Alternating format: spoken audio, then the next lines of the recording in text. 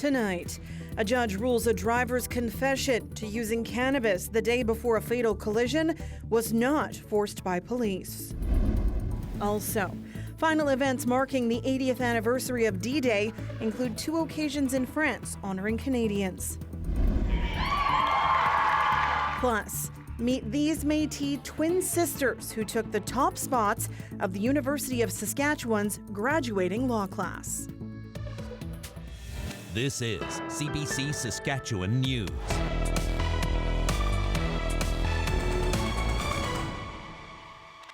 It is Friday, June 7th, and the CBC Saskatchewan News starts right now. Good evening and thank you for watching. We begin tonight at a Saskatoon courthouse where a judge made an important decision in a fatal THC-impaired driving trial. Dane Patterson has more. Shortly after Taylor Kennedy struck 9-year-old Bailey Maurice in September 2021, she confessed to using substances the day before. She told police she had vaped cannabis and microdosed psilocybin mushrooms and testified in court that confession was true. Maurice later died in hospital. Kennedy is on trial for impaired driving causing death. The question for Judge Jane Wooten was whether police forced Kennedy to make those statements or if she made them on her own. Wooten ruled that Kennedy's statements were not statutorily compelled by police and instead believes it's likely that Kennedy made those statements because she felt morally compelled to do so. Kennedy's defense team says it's disappointed with the judge's decision, but is confident in its other arguments. If Kennedy's statements were found to be compelled, her defense was set to make a constitutional challenge. That would have had bearing on the admissibility of her oral and blood samples. Today, the courtroom was full, some wearing sweaters or shirts with Maurice's face, seeking justice. I came to support the family, Bailey Maurice's family, to advocate for justice and to make sure that they know they're not alone and that they're supported through this entire process. Court is expected to resume on Tuesday, only to set another court date for charter arguments. Dane Patterson, CBC News, Saskatoon. Regina City Council will soon vote about purchasing a permanent emergency shelter, and today we know a bit more about where it might be. Documents on the city's website indicate the proposed site is on Albert Street between Dewdney and 8th Avenue. The location of the proposed shelter was kept secret since the deal was up in the air, but council will approve or reject a $7.5 million plan to purchase these properties on Wednesday. That council meeting will start at 1 in the afternoon. Saskatchewan's trade minister says questions about a potential committee investigation will be addressed by the person replacing him as House Leader. Jeremy Harrison resigned as House Leader after it was revealed that years ago he brought a gun into the legislature. The NDP is asking for a government committee to appoint an investigator to look into all allegations made by Speaker Randy Weeks. He accused Harrison and others in government of harassment and bullying. The NDP also wants the committee to hear from Harrison and the Premier as witnesses. Harrison says the new government House Leader, Laurie Carr, will respond to that request. So what I would say with regard to that particular issue, the House leadership are going to be responding in due course on that, so it's not really my response to give. That will be coming very shortly, so you will have an opportunity to probably talk to the House leadership about that going forward. Harrison was asked if the Premier remains confident in him, and he says he speaks to the Premier all the time. Today, Harrison was in Saskatoon touting increased year-over-year job growth in the province. Saskatchewan's unemployment rate did dip slightly last month, falling from 5.7% in April to 5.6% in May. But across the rest of the country, it's getting harder to find a job.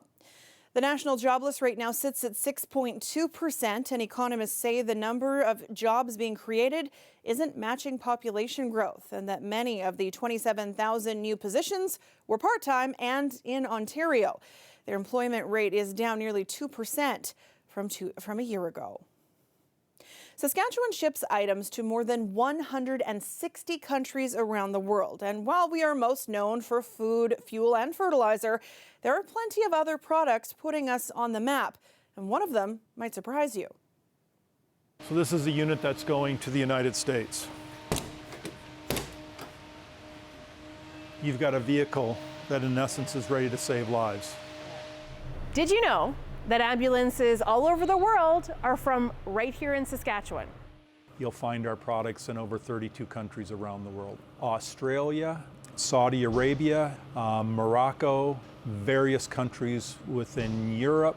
Our production process starts with aluminum in the shape of square tubes. The origin of Crestline goes back 50 years ago.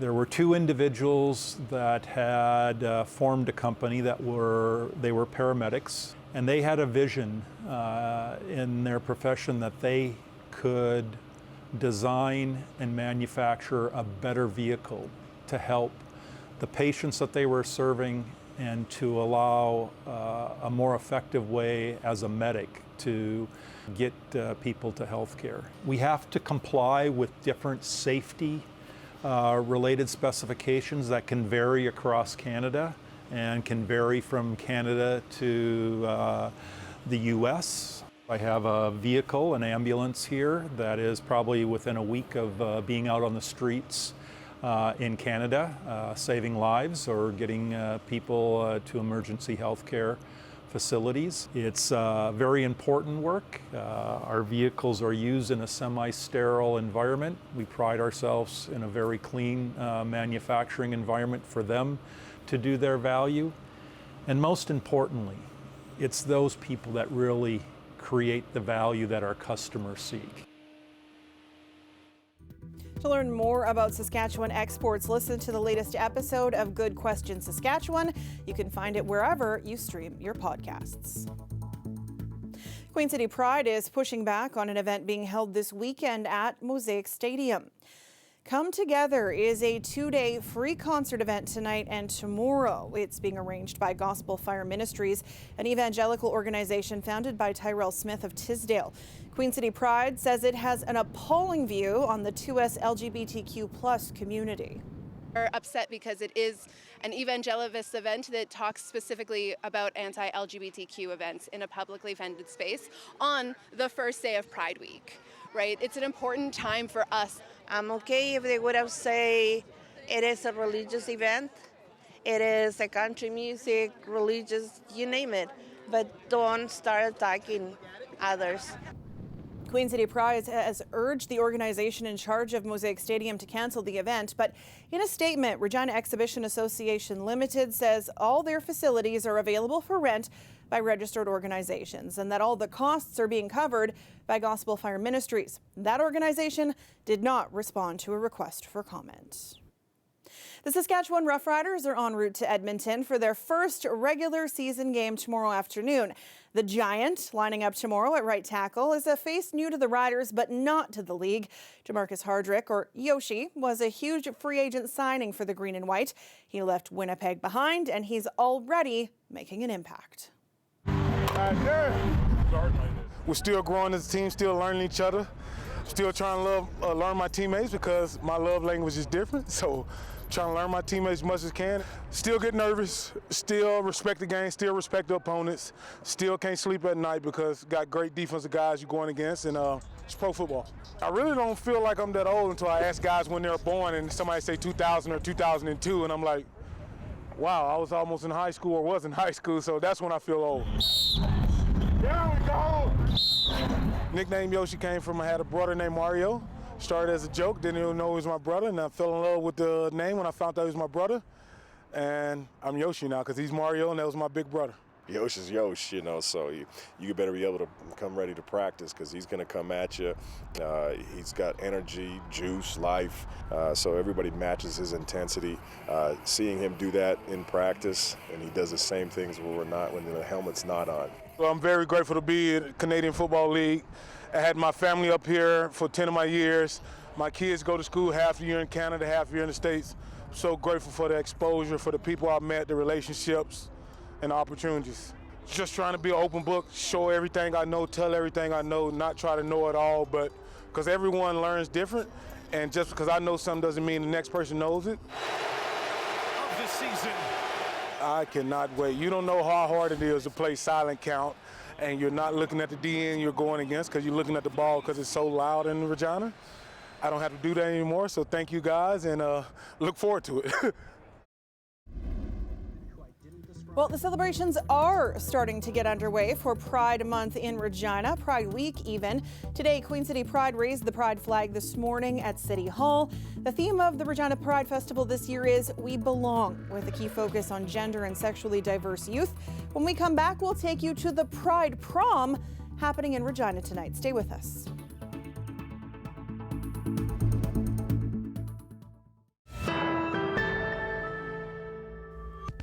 Welcome back. Pride Month is underway, and so is prom season. To kick off the celebrations, one organization is hosting a Pride Prom for queer youth in Regina tonight, and that is where we find our Tyreek Reed. Ty, what is happening down there tonight? That's right, Sam. I am at the Lakeview United Church here in Regina, which is the venue for this year's Pride Prom. It's being organized by Queer Connections YQR. They've been planning this for 2 months, and here with me right now is one of the organizers, Corinne Perot. Hello, Corinne. How are you today? Hi, I'm well, very Nice. well. So tell me what goes into planning an event like this. Oh, there's lots going on. Everything from food to decor to getting the kids all dressed up. We had somebody come in and even do alterations for us. Lots of donations of suits and gowns, and it's been amazing. The support's been overwhelming. Thank you so much, Corinne. And you know, why is an event like this so special? I believe that every student should have the opportunity to come to prom feeling secure and loved. They should be able to come as who they are, their authentic selves. They should be able to dress how they want, love who they love, and just enjoy their prom without any fear. And what's the feedback been like from the community? It's been overwhelming. We started to ask people for donations, talking about the prom, and we needed some help, and honestly, they came through in overwhelmingly ways. That was a terrible sentence. They donated money, businesses, individuals. We have the support of the Lakeview community, the pastor Carla Blakely, the church council, the ladies in the kitchen who are preparing the meal. It's been overwhelming. They're calling us and asking us if they can help. So it's amazing. And can we see more events like this from Queer Connections YQR? Can we see more Pride Proms in the future? Absolutely. Our goal is to help these young people make connections, to make the right kind of connections. And we meet with them, we get to know them, and we ask them, what do you need? How can we help you? What can we do to support you? This is actually our second event. The first one was a little low-key. We had a Halloween party, which went very well. And that gave us some, I guess, confidence to do some bigger things. And so this is amazing. Nice. And what can guests expect very quickly? Well, we have Rai Rai Bakes is our DJ tonight, and they're amazing. So we're going to have some loud music, some great food, some great dancing. We'll have a grand march so the kids can show off their beautiful outfits, and we have some door prizes. I'm excited. I can't wait. Yeah. I'm excited too. Thank you so much, Corinne. You bet. And there you have it, Pride Prom happening tonight at the Lakeview United Church here in Regina. But for now, I'm going to send it back to you, Sam. Oh, thanks, Tyreek. That's CBC reporter Tyreek Reed joining us live from the Pride Prom getting underway in Regina tonight. And the Queen City Pride Parade is scheduled for next weekend on June 15th. This weather update is brought to you by Mercedes-Benz Regina, proud member of the Capital Automotive Group.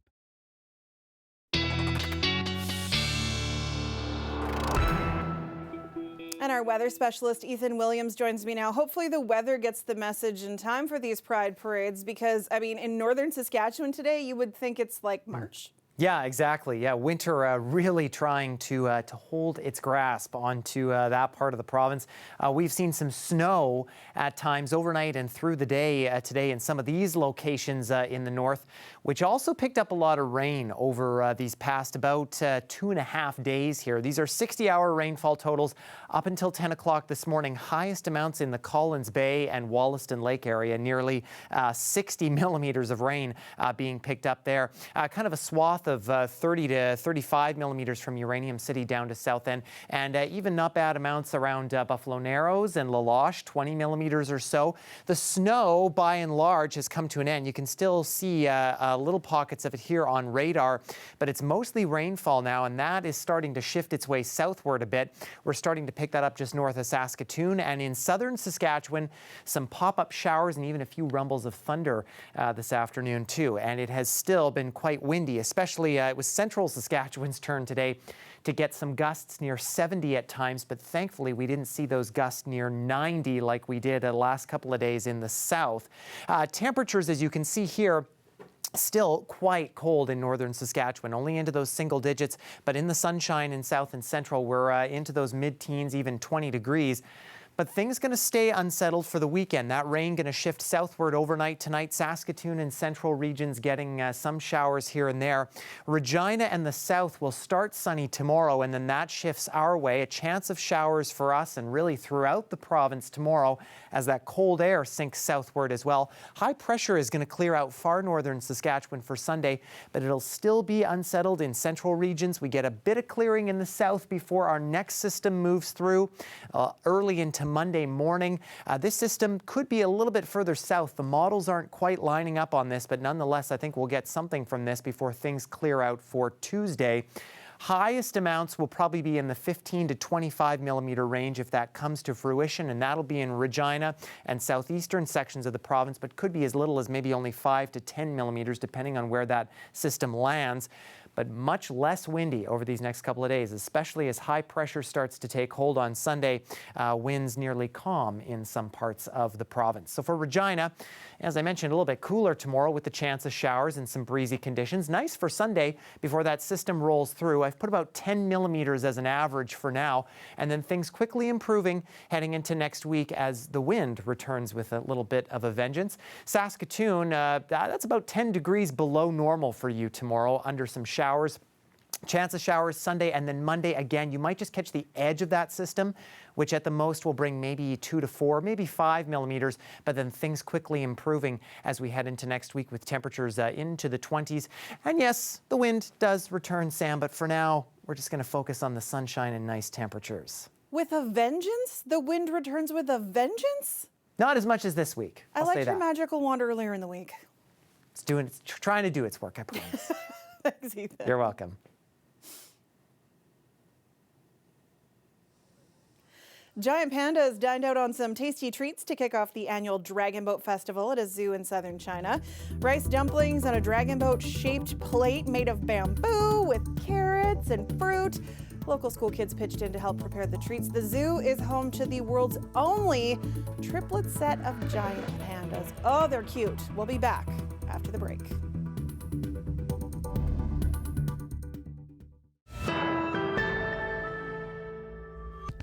Today saw some of the final events marking the 80th anniversary of D-Day, including 2 events in France honoring Canadians. Julia Wong was there. There were some poignant moments at a ceremony to mark the special relationship between Canada and France. Hundreds of people gathered at Le Jardin des Canadiens at a war museum in Cannes. Here there is a memorial garden on the grounds of the War Museum, and there's a wall that lists the names of more than 120 towns and communities that were liberated by Canadians. Today, a plaque was unveiled listing more than 90 other names of towns and communities that were also liberated by the Canadians.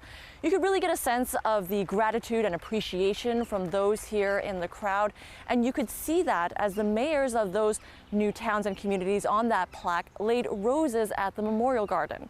And then later on, when there was a playing of O Canada, those in the crowd sang the anthem in French.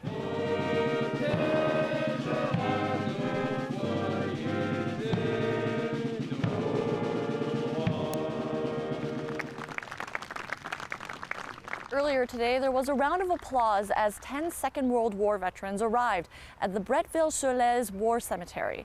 Some were able to walk in on their own, others were pushed on wheelchairs by loved ones. There are more than 2,800 people who are buried at this cemetery, the majority of them Canadian. And when you're there and you see the rows and rows of headstones, you really get a sense of the scale of loss that Canada suffered. Now, one of those veterans was 100-year-old Lieutenant General Richard Romer, and he was 19 years old when he landed on Juno Beach on D-Day. When he got to the cemetery, he made a point to head straight away to a headstone to pay his respects. And later on, he spoke about what it meant to be back at that cemetery.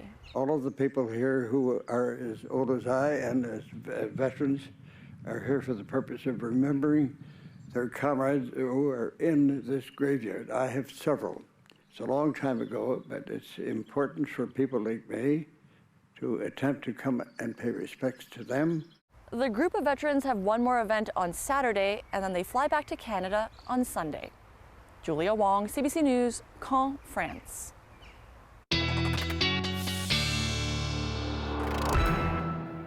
And Ethan's back with one last look at your weather. And we'll be looking at mostly clear skies tonight in Regina, 11 degrees. And as we get into tomorrow morning, we'll be starting the day with mostly sunny skies. Temperatures really not moving all that much. You notice the winds already much lighter. And as we head into the afternoon, those could pick up a little bit at times, 40 to 50. There is a chance of some showers as we hang around at about the mid-teens tomorrow afternoon. For Saskatoon, those showers could begin as early as midnight tonight, and then they will continue into tomorrow. Only 7 degrees tomorrow morning with a chance of showers, and then likely some rain showers throughout the day tomorrow with a very chilly temperature around 10. As we see a bit of an unsettled weekend here, Sam, before things start to improve as we head into next week. All right. Thanks, Ethan. You're welcome. And before we leave you tonight, twin sisters walked the University of Saskatchewan graduation stage this week. And as Darla Ponis reports, the two share more than DNA. Cadence Ellen Marley with great distinction. As identical twins, Cadence and Kennedy Marley have a lot in common. This week, they shared the graduation stage and the top spots in their law class. Kennedy Evelyn Marley with great distinction.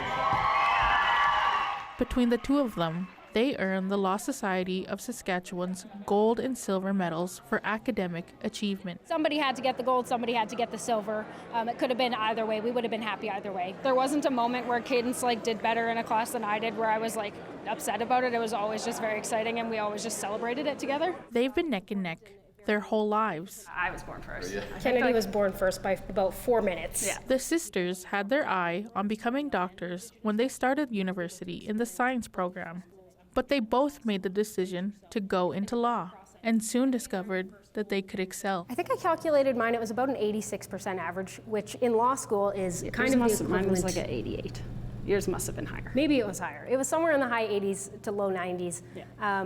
In law school, a 90 is the new 100. It's exciting to be the first Indigenous students to receive those medals, but I really hope that we're not the last. The sisters say education was a priority in their family. It's been a very exciting and overwhelming week in all of the best ways, finding out about this news and going through the award ceremonies, but it's also a gentle reminder to some and a harder reminder to others that we have a long way to go in Indigenous academia and university experience. University has not always been an easy path for Indigenous folks through our history of residential schools and enfranchisement, and it's important to remember that moving forward we need to support and lift up our Indigenous students. Earlier this year, the two received the Order of Gabriel Dumont Bronze Medal, the Métis Nation's highest civilian honor. That was my most cherished award that I've ever been given. Now, it's into the workforce. I wouldn't say we make the decision for the next thing together, but it just seems that we always have the same interests, we always have the same goals. It's just how it is when you're an identical twin with the same DNA. Both are clerking in Saskatchewan Court of Appeal. Both are set on the criminal defense. Darla Ponis, CBC News. Nice inspiring story to start off the weekend. That is it for us this week. For news anytime, head to our website, our YouTube channel, or download the CBC News app. Thanks so much for watching this week. Have a great weekend.